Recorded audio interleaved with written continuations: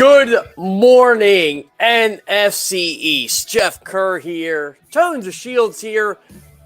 Pretty crazy day in Eagles Twitter land yesterday. I'm kind of glad I missed it all. I was doing my due diligence and trying to stay healthy and running on the treadmill, burning those calories from all those cookies I ate from Santa Claus already. But when I got back upstairs, Tone, the phone was buzzing. And I'm like, well, that can't be good. And the first thing I hear is some BS that Jalen Hurts broke his collarbone. I'm like, well, that can't be true. So I ask a couple people, and, of course, I'm following the regulars, like our NFL insider, Jonathan Jones, Adam Schefter, Ian Rappaport, and they're like, oh, it's a shoulder injury. And, Jimmy Kempski's report that Jalen Hurts got x-rays. I'm like, oh, okay, yeah, that sounds normal. It did take a pretty good hit to his shoulder in the third quarter of Sunday's game.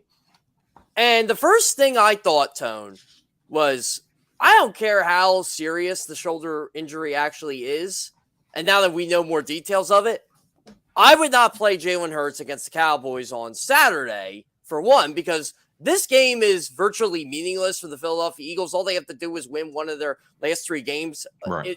All Jalen Hurts has to do, essentially, is play one of those three games. And I think they could win with Gardner Minshew anyway. But I wanted to add this, Tone. How funny would it be, or how insulting would it be to a Dallas Cowboys fan if the Philadelphia Eagles just said to them, you guys aren't even worth our time because this game doesn't mean much. We're just going to play our backup quarterback. Well, I mean, let's put it in perspective for the Philadelphia Eagles, right? They're thinking about the long haul. They're thinking about the bigger gain in all of this, and that's to win the Super Bowl. And the only way to do that, really, or to give yourself the best chance at winning the Super Bowl, is to make sure you have your starting quarterback, your MVP caliber quarterback. Now, this injury most likely will take him out of the MVP race if they decide to rest him for the rest of the season. I think that may be the move. I think Gardner Minshew is someone who can come in and win you one of three games. It kind of reminds me of the Nick Foles situation when he came in for Carson Wentz. Only difference is Carson Wentz had a season-ending injury, and Jalen Hurts, 9 times out of 10, will be back for the playoffs. And based off what I'm reading, if he does miss any time, it's strictly to make sure he just gets the necessary rehab, just rest the shoulder, get some of the swelling down if some swelling exists. On top of that, just to make sure he has the functionality to be able to, do his job at a high level. So I'm not worried. I know when the initial story came out, it did concern me. I'll admit. I didn't see the collarbone though, right? I didn't see those rumors until the truth actually came out. And I'm like, wow, people thought he broke his collarbone. I'm glad I didn't see that first. See, this is my issue with Twitter, because now anybody, and I mean anybody, can pay for a blue check mark. And you got those trust me people, or these people you never heard of. And exactly. I remember someone said, oh, this guy was a journal, or he was something at one point, right? Or he's gotten a couple things right. I'm like, so is Jeff Kerr, so is Tone DeShields. That doesn't mean much to me. Like, I again, this is where I tell people, trust the people you're familiar with. Trust your local beat guys on this one. Like, like, for example, like your Zach Bermans, like your Jimmy Kempskis, etc. Yeah. Like Tom Pelissero is the first person I saw, and then I saw John Clark. John Clark was pretty reassuring about it. He said, he's going to be back for the playoffs. That's no question. And X-rays were negative. No tears, no breaks or anything. Just a sore shoulder, basically, right? And John McMullen, him and I did a Football 24/7 last night. By the way, a record-setting evening for Football 24/7. We had that's another guy too. John McMullen did a really good job breaking it down as well. John pretty much he'll be okay. It's just a little bum shoulder. He'll be all right. He'll get some rehab, get some rest, and he'll be ready for the playoffs. And if they get the number one seed, which is what I expect them to do, they'll have an additional week to rest him. So let's say they decide to rest him for the rest of the season. You have the final 3 weeks remaining of the season to get that extra rest in, and then you have the bye week. So he'll have essentially 4 weeks of rest, which will be, in my opinion, ample time to give him time to rehab, get the functionality back, so he doesn't have to overcompensate for the injury. Yeah, and here's the thing: look, I think this all could have been avoided with the design runs and stuff. And we didn't really talk about it much. We were going to talk about today Shane Steichen's game plan. I did not like it, but I am going to say this. These injuries are common in the NFL. Like, you can get hurt in the pocket just as much as you can get hurt taken off. That's just the reality of the game. I mean, really, one of the few quarterbacks I've seen that hasn't suffered a significant, and I mean a significant injury yet, is Patrick Mahomes. He's had an ankle injury here and there. I think he's had an arm injury at one point. I'm trying to remember. That might have been 2019. He missed a couple games with his ankle in 2019, and he was still one of the front runners in the MVP race. He didn't win because Lamar blew out the field. But in regards to your MVP comments, I think if Jalen Hurts misses one game, it shouldn't take him out of the race. That's just how valuable he's been to the Eagles, and the Eagles are still the best team in football. But I will say this: I told people in Kansas City this before. Patrick Mahomes is a big game Saturday, which he probably will because it is Patrick Mahomes. He doesn't seem to have an off game. He'll probably lock up the MVP race this week. Yeah, I'm operating under the assumption that they decide to rest him for the rest of the season, and is that something they have to do? Maybe not. Maybe the shoulder injury isn't as bad as we even think it is. Maybe it's really just a sore shoulder. He needs a week of rest. But I want to make sure he's completely healthy because guys are going to try to take shots at that shoulder. And on top of that, Jalen Hurts' play style, him moving out of the pocket, him being a very physical runner. On top of that, him doing the quarterback sneaks, which is a staple of this offense. I want to be careful with that shoulder, and I want to make sure he is as healthy as possible when it matters most. At this point, you get one win; the rest of the season does not matter. I don't want to get caught up in the MVP race when he can potentially get the most important MVP of them all, and that's the Super Bowl MVP.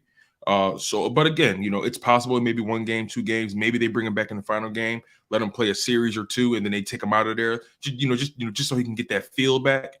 You never know what may happen, but overall, Eagles fans, you shouldn't stress. You shouldn't lose your mind over this. I know it's a stressful situation, but he didn't tear ACL, he didn't tear MCL or an Achilles. It's just a sore shoulder. So there's plenty of reason to be optimistic. And on top of that, you can do a lot worse than Gardner Minshew. And let's be honest, Gardner Minshew, I think if he manages the game well, the team is still the team. You still have this defense is playing at a high level. You still have these wide receivers, this running back playing at a high level. You still have the number 1 offensive line in football. Gardner Minshew, it would take a cataclysmic failure by him to screw this whole thing up. And I think Gardner Minshew has at least one win in him. We saw what he did against the Jets. Granted, it was the Jets, but we saw his ability to pass I don't the care. ball. That was an NFL team. Right. Same NFL team. He went 20 for 25. He was efficient. He made quick decisions, and he's that guy that kind of rallies the troops. He's an energy guy. I fully expect this team to rally around him and get that win in Dallas. Yeah. So I got a couple points here, and I'm glad you brought up Gardner Minshew. I had a lot of people say, well, that was the Jets, and Jets were terrible last year, and the whole 9 yards. And I'm thinking to myself, first off, NFL team, don't care. Second off, if he loses that game and doesn't play well, you're saying the same thing. It's the Jets. Or how do you lose to the Jets? So you can't have your cake and eat it too. That just means you don't have an argument for how well he played last year. By the way, Tone, do you remember that receiving core last year? There was no A.J. Brown on that team. The Eagles were not sure what Quez Watkins was. Dallas Goedert had a huge game. I think that was like Dallas Goedert. It's like we all knew Dallas Goedert was going to be a good tight end, but didn't that feel like his breakout game, if you will, when he played with Gardner Minshew? So that's something I'm encouraged with. By the way, I think Dallas Goedert does come back this week, so that's going to be a huge plus. But Devonta Smith had a solid game, if I remember. I was at that game. I covered that game. But Jalen Reagor was the number 2. Remember, Jalen Hurts got injured. He injured his ankle in that Giants game at the Meadowlands the week before, and then they had the bye week. So I was thinking, okay, Jalen Hurts would probably come back. It'd be a nice little story. No, ended up being Gardner Minshew, who came out with the Maverick jacket. That was a fun time with Gardner Minshew, getting to talk to him and have Minshew having his moment in the sun. And I know people wanted to play Minshew in that game. I remember I wrote a story saying, hey, look, if Jalen Hurts' ankle is bugging him for another week, I wouldn't mind giving Minshew another start and then going back to Hurts because I thought the Eagles were rolling at that point. That obviously didn't happen. Jalen Hurts had a strong finish to the year last year. The other point I wanted to make is, too, I think if push came to shove, really, if the Eagles were up 1 game over the Cowboys instead of 3, I think Jalen Hurts plays Saturday. I agree with you. Again, they're in a situation where they have enough cushion. They've done their work early, and they have a buffer or they have room for error. That's not to say they're going to completely fall off a cliff, but they've built themselves up. They've positioned themselves so strongly. They beat the teams they were supposed to beat that are actually going to be there in the end, like the Vikings and the Cowboys. They own the tiebreaker over those teams. So there's so many scenarios that could happen, right? If the Vikings lose, which I'm not sure who they play this week, but I have this strange feeling the Vikings are going to lose this week. They're coming off an extremely emotional high from beating the Indianapolis Colts. Again, I don't know who they play. If they play someone really terrible, they may just win the game. You never know. But I'm one of those guys that every time I see a team come off an extremely emotional win, they tend to struggle the following game and or just not win the game at all. So that's something to think about. If the Vikings lose, you automatically get that number 1 seed. It's the Eagles are still in control of their own destiny. And again, Gardner Minshew is that guy that knows how to play the game. He's not somebody that just hasn't played any starting reps in the NFL. He has the reps. He has the mental fortitude, in my opinion, to do the job serviceably. So, yeah, Jalen Hurts, you guys. I expect him to be back for this playoffs. It's going to be exciting. I know this is a down time right now, but do not let it get in your head. It's going to be all good, Jeff. This is going to be fun. You're going to be rooting for the Giants this week because that's who the Vikings are playing. Interesting. Yeah, that is one of the sneaky games this week, by the way. Vikings, Giants.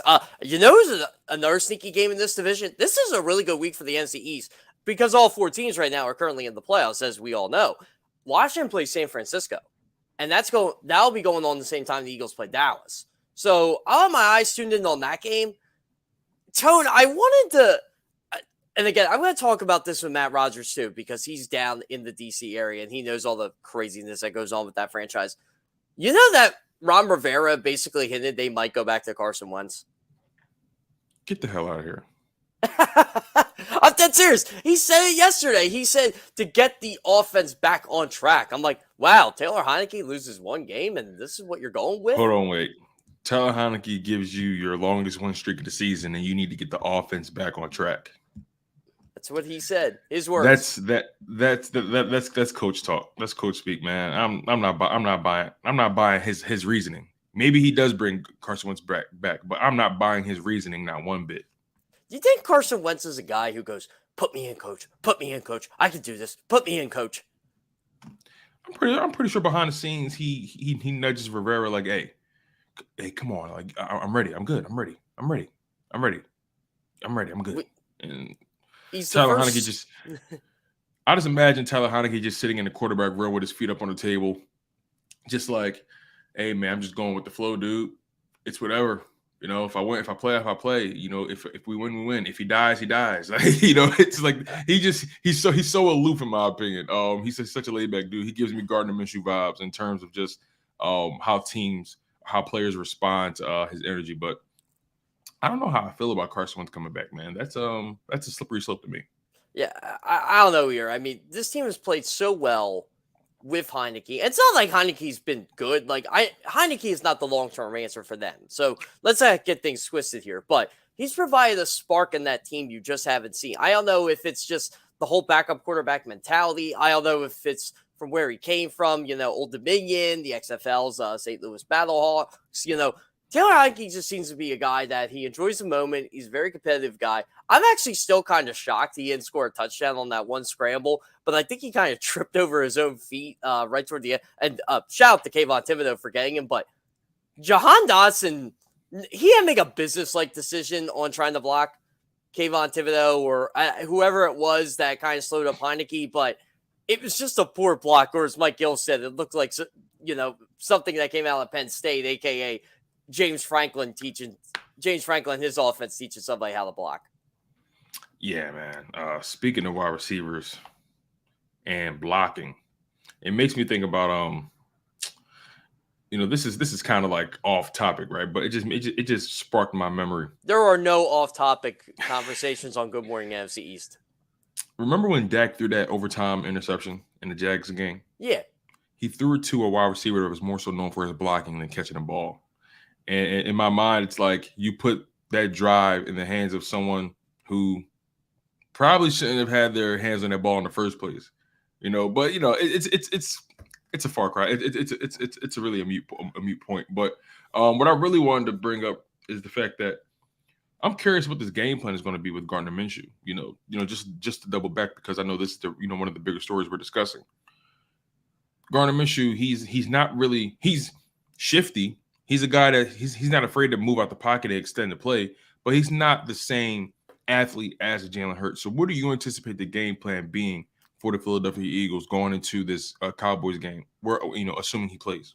A lot of quick passes, honestly. I think it's going to be, you're going to have to rely on the run, a.k.a. That running back that's on the football team that has 1,000 yards? I can't think. I'm not sure Shane Steichen knows who he is either. So sometimes I don't think him or Nick Sirianni knows who he is. It's almost like he's the missing child on the milk carton. Please play this guy. Please give Miles Sanders 20-25 carries a game, because I think that's what they're going to have to do on Saturday. I think they're going to have to trust their offensive line, the best offensive line in pass blocking. Not hard to do that. Yeah, and second in run blocking in football. Trust him. Trust Boston Scott. Gardner Minshew's been a starter in this league, and he's been effective. Is he a long-term starting quarterback? No, but he knows how to get the ball to the players that he can get the ball to. Oh, and by the way, this year he has A.J. Brown and Devonta Smith. I will say this. For Michael Parsons basically saying it's the system over Jalen Hurts, he's going to get a good taste of the system on Saturday. Yeah, he's going to find out really quickly, and we're all going to find out. Is it the system or the quarterback? Honestly, regardless who cares? Regardless of the result, really, if I'm being completely honest, all jokes aside, regardless of the result, if they win, that doesn't mean that, the system's been carrying Jalen Hurts. It doesn't mean anything. If anything, it means that the Cowboys are just that bad. You allowed our backup to come in and do his thing. So, I firmly believe the Philadelphia Eagles' chances haven't changed. Maybe the probability of them winning has dwindled slightly, but I just feel like the Cowboys are a team that's falling off a cliff, and I don't trust them situationally. I don't trust them in big time games. Dak Prescott has shown the propensity to turn the ball over regularly. So again, this defense is still here. The wide receivers are still here. The running back, the offensive line is still here. I fully expect Gardner Minshew to be serviceable. I expect everyone else to play at a high level. Well, let me ask you this really quickly, because our guy Matt Rogers just got here, and I want to pick your brain on this last topic before we bring him up. Do you buy into the whole teammates play up to their backup? What I mean is, do you believe that players elevate their game because the backup is in? Do they tend to rally around those guys? I think they know the margin for error is slim. I just think it's a more focused attempt than anything else, because that you can't get away with the stuff you're going to get away with when the star's in. For example, like if a play breaks down, Jalen Hurts can get you out of it. Gardner Minshew probably isn't going to be scrambling for 3, 4, 5 seconds of taking off to kind of get positive yardage. So I think you're going to see the offensive line be more crisp on Saturday. Not like they haven't been crisp all year, by the way. I mean, Lane Johnson, Jason Kelce they both haven't allowed a sack, for Christ's sake. So I just think you're going to see a more focused team. I think you're going to see a team that they know they can't commit turnovers. They're going to make things as smooth as possible for Gardner Minshew. And I think Gardner Minshew is going to go in there, and I think he's going to play pretty well. I mean, he's got the pieces around him. And look, I don't care if it's a system or not. Jimmy Garoppolo, you could say he's a system quarterback too, but he wins game. That's why I hate when, look, I love listening to Mina Kimes. I think she's very intelligent. I just do not like when people, not just blaming her, because again, it's not just her. There's a lot of people on this. Jimmy Garoppolo's system quarterback, and they'll do anything they can to pretty much go after Jimmy Garoppolo. And I'm just sitting here like, whoa, like, calm down. Jimmy Garoppolo wins a lot of games for you. But I guess their point is also made clear when Brock Purdy plays well in the same system. But again, is that anybody's fault? No, I don't think so at all. I don't know, Tone. To me, it's the whole system quarterback thing. It kind of drives me a little nuts. And again, shout out to that NFL Live crew at ESPN. They are very entertaining to listen to. They're all very knowledgeable. They all get along there, but I hate to say it. I just turn off the channel when they crush Jimmy Garoppolo. Not like I'm saying Jimmy Garoppolo's elite, but I'm also not saying that, it's the whole system. Yeah, I think Jimmy Garoppolo's a solid quarterback, and it's not like he makes the mistakes that you will want. Like that's why him and Brock Purdy are playing so well. If you want to be honest, they just don't make the mistakes, and Kyle Shanahan doesn't ask them to get out of their comfort zone. Yeah, and I don't expect Gardner Minshew to get out of his comfort zone either. I expect him to be in full Top Gun form.